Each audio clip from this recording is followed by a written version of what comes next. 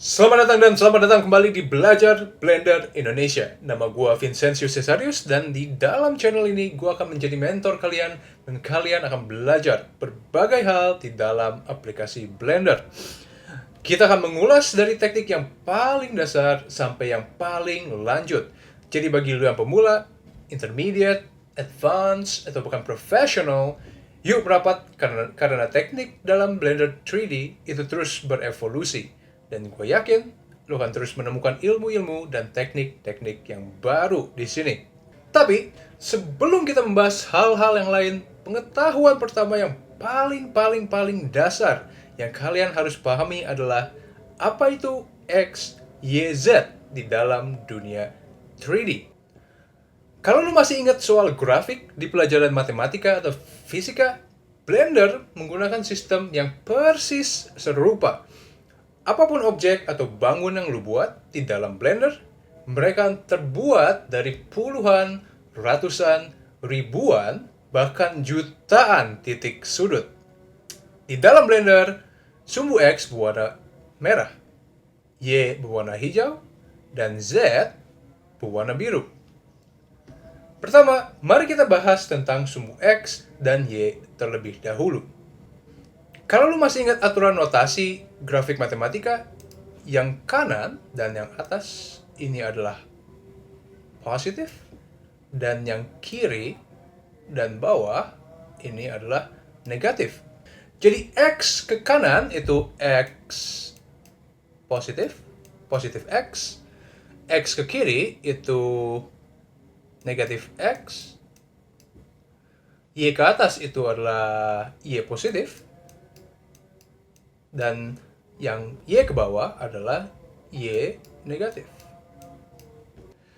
Satu informasi penting lagi tentang grafik di dalam Blender adalah di sini satuan defaultnya adalah meter, sehingga setiap satu kotak di sini atau grid adalah ukurannya adalah 1 meter. Kalian bisa lihat satuan grid di kiri atas sini. Seperti yang kalian bisa lihat, ini adalah meter. Tapi, grafik ini juga adaptif ya. Jadi kalau kalian zoom in atau zoom out, kalian bisa lihat bahwa satuannya pun berubah. Grid yang besar ini tetap 1 meter, dan grid yang kecil di sini, ini besarnya adalah 10 cm. Seperti yang kalian lihat dalam satu grid 1 meter ini ada 10, 1, 2, 3, 4, 5, 6, 7, 8, 9, 10. 10 grid kecil. Jadi kalau 10 cm kali 10 adalah 100 cm, dan 100 cm adalah sama dengan 1 meter. Nah, sekarang kita punya satu contoh bangunan, yaitu sebuah persegi. Sebuah persegi itu kan terbangun atas 4 titik sudut. Kalau kita coba notasikan titik koordinat dari masing-masing titik sudut dengan notasi X, Y, maka yang ini adalah negatif 1, 1. Jangan lupa ditutup kurung. Ini juga. Yang ini adalah 1, 1,1. Yang bawah sini berarti negatif 1, negatif 1. Dan yang bawah kanan adalah 1, negatif 1. Dengan titik koordinat ini, kita bisa simpulkan bahwa bangun persegi ini memiliki dimensi 2 meter kali 2 meter. Karena dari X kiri ke X yang ke kanan, negatif 1 ke 1 adalah 2. Dan Y dari yang atas, 1, dan ke yang bawah, negatif 1, jaraknya juga adalah 2. Dan dengan ukuran defaultnya Blender adalah dalam meter, maka ukurannya adalah 2 kali 2 meter. Kalian mungkin bertanya, adakah sih cara untuk mengetahui titik koordinat dari masing-masing titik sudut ini secara otomatis? Tentu ada. Di dalam Blender, kalau kalian mau melihat titik koordinat dari masing-masing titik sudut ini, Kalian hanya perlu pindah ke edit mode dari sini. Kita ubah dari object mode ke edit mode. Tekan N, dan di dalam tab item akan ada panel transform. Kalau kalian klik salah satu titik sudut ini, kalian akan melihat bahwa ini adalah titik koordinatnya. X negatif 1, Y 1, dan Z masih 0. Seperti yang tadi kita tulis, negatif 1, 1, Z-nya masih 0. Ini juga sama, 1,1, cek sama juga di sini, 1 dan 1. Yang di bawah, negatif 1, negatif 1, masih sama. Dan yang kanan, 1, negatif sama, masih sama. Di panel ini, kita tidak hanya bisa melihat titik koordinat dari masing-masing titik sudut, tapi kita juga bisa merubahnya. Jadi, kalau misal mari kita zoom in sedikit. Kalau misal kita ganti nilainya, misal dari X kita ubah ini dari 1, misalnya kita ke 1,2. Kalian bisa lihat bahwa titik sudut yang ini pun akan pindah sesuai dengan nilai yang tadi kita masukkan. Nah, mari kita balikin ini ke titik 1. Nah, kalian mungkin sadar bahwa semua titik koordinat dari persegi ini hanya memiliki nilai X dan Y, sementara nilai Z-nya masih 0 ya. Karena kalian bisa cek lagi, semuanya nilai Z-nya itu masih 0. Persegi itu kan masih bangun 2 dimensi. Jadi koordinatnya tentunya pun masih hanya di X dan Y. Sekarang, mari kita lanjut ke sebuah bangun 3 dimensi. Dan contoh yang paling gampang adalah sebuah kubus.